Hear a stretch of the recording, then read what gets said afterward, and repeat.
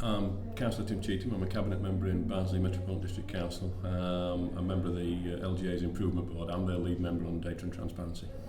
And as we were just talking about, you are an avid tweeter. I have been for a long time, less so recently for a variety of reasons, but I am still very passionate about members engaging with social media and officers as well. And one of the things we're going to talk about this afternoon is members' use of social media, and in particular tweeting in the chamber. Have you had much experience of that? Yeah, I mean, it's one of those controversial things, Personally, I don't have a problem with it. I don't think it's particularly distracting. I think members make notes in meetings, and always have. It's certainly no more distracting than doing that. But it's also extremely useful.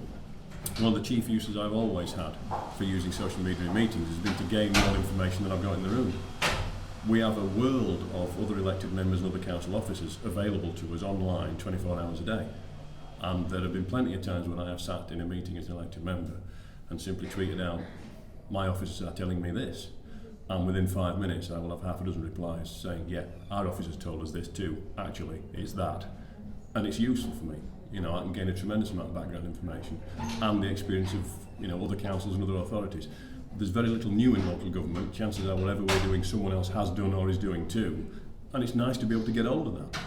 So can I ask what you think of those councils? I mean, there was one incident recently of a council actually banning it completely. Yeah, I know councils are like that, and I have to say my authority is no different from any other. They can be a little bit truculent about the use of social media. I think there's what I call connutism about it, in that this is going to be the way, that there is no avoiding that. So you either get on board by it or you are going to be washed over by it. So you kind of have to just accept that this is the way that society goes, and we have to respond to that. Society now uses social media, it uses the internet for everything. We have to recognise that and be online with that. Do you think there's a responsibility though for councils and perhaps members such as yourself who have already experienced it to lead the rest in that direction? Because there seems to be, that truculence must come from people who perhaps haven't had any experience of it. It's true, and I mean something I shall probably say this afternoon that I say quite often. You have to bear in mind the average age of the councillor in this country is almost 60. And that plays into this. All our members, as in most authorities now, probably have access to a laptop as part of their technology, but not all of them know how to use it properly, and that's okay. We are just lay people. We're not professionals. We're not trained to do this in that sense. So, the facility has to be for members to operate in a member's environment, but at the same time, because councillors probably aren't a true reflection of society in demographic terms, we do have to nudge them in this way. Society's out there doing this, but councillors are probably lagging behind a touch. And there is an incentive, which is that increasingly voters will be using those same means. Well, yeah, and it's.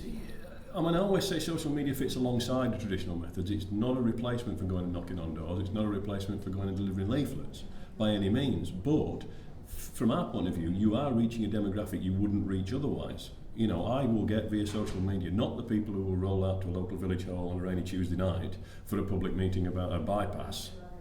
Lucky if I go, to be honest. But these are not great things, but they'll be the usual suspects. There'll be a particular demographic. They'll probably be of a certain age. The people you get on social media are the young professional people who are home late from work and have got families and can't get out because of babysitters for this sort of stuff, but they are at home on their laptops. And I can get them there with all the same sort of stuff. So we are picking up these sections of society that, for one reason or another, have probably been excluded from some of this democratic process before.